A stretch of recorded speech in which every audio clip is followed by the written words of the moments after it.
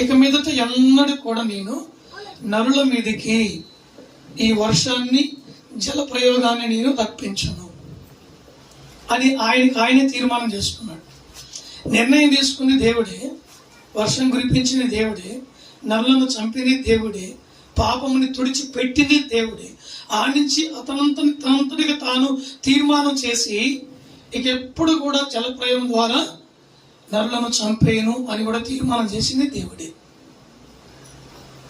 ఎందుకంటే వర్షం ఎప్పుడైనా ఎక్కువ అయిందనుకో, 3 రోజులు 6 రోజులు కురిసింది అనుకో, ఇంద్రధనుస్సు మీకు ఒకటి కనపడుతుంది, గుర్తుందా? దాన్ని అడ్డుగా పెట్టాడు ఆయన, గుర్తుగా. ఆ ఇంద్రధనుస్సు ఎప్పుడైతే వచ్చిందో వర్షం ఆగిపోయింది. అది దేవుని నోటి నుండి వచ్చిన మాట. ఆయనే అడ్డుగా పెట్టాడు. మనం చూస్తే వచ్చిన 3 రోజులు కురిసిన వర్షం, ఇంద్రధనుస్సు వచ్చింది. రే పిల్లలు చూదురండి, ఏందమ్మా అది, ఏందయ్యా అంటే అది ఇంద్రధనుస్సు. అది పడితే వర్షం కురవదు అని నువ్వు అనుకుంటున్నావు. ఈ తరం వరకు ఆ రోజున దేవుడు చెప్పిన మాట అది, గ్రంథంలో రాయబడిన మాటే నువ్వు నేను చెప్పుకుంటున్నావు. ఎప్పుడైతే అది అడ్డుపడిందో వర్షం కురవదు. ఈ మాట సత్యం. దేవుడే తీర్మానం చేసి వర్షం కురిపించకుండా ఆపేశాడు. సర్వసాధారణంగా ఒక కుమారుడు తన తండ్రి కుమారుడు చెప్తే కుమారుడు మాటినపోతే కోప్పడతాడా లేదా? కోప్పడతాడుగా, ఒక దెబ్బ కొడతాడు అవసరమైతే. ఇంకా వాడు మొండివాడు అనుకో 2వ దెబ్బ కొడతాడు. ఇంకా వాడు పెంకివాడు అనుకో వాడిని వదిలే అంటాడు. ఇక అంతే.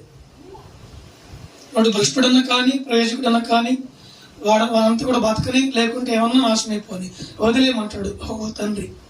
కొందరు తండ్రులు అయితే కఠినంగా చర్య తీసుకుంటారు. ఏ చర్య తీసుకున్నారో చెప్పమంటారా? 2 చిన్న బిడ్డలు తీసుకెళ్లి డబ్బాలో పెట్టి తలలు బట్టి ఉంచి ఈ 2 చేతులు కట్టేసి ముంచి చంపేశాడు ఒక తండ్రి. చెబితే వినలేదు. ఏం చెప్పాడు? చదువుకోమని చెప్పాడు. పంతులు ఏం స్టేట్మెంట్ ఇచ్చాడంటే, సారు ఈయనకి జ్ఞానం తక్కువ, చదువు రాదన్నాడు. ఆ స్కూల్ కాకుండా ఇంకో స్కూల్లో జాయిన్ చేయి, అసలు చదువు అది తీసేయి, బర్రెల కాడ ఉంచు, గొర్రెల కాడ పెట్టు, పొలం పని పంపి. 200 కూలి చేయలేడా? పెద్దగైతే 200 సంపాదించిన చేయలేడా? చేతులు ఎరిసిపెట్టి డబ్బాలో పెట్టి ముంచి చంపాడు. తర్వాత మనస్తాపం చెందలేక తండ్రి జన్మనిచ్చినాడు కనుక తనకు తాను దుఃఖపడి, నా కొడుకులను నా చేతులారా నేనే చంపుకున్నా, ఎందుకు నా బ్రతుకు అని ఇట్లా కొట్టుకొని అతను కూడా వదిలిపెట్టుకుని చచ్చిపోయాడు.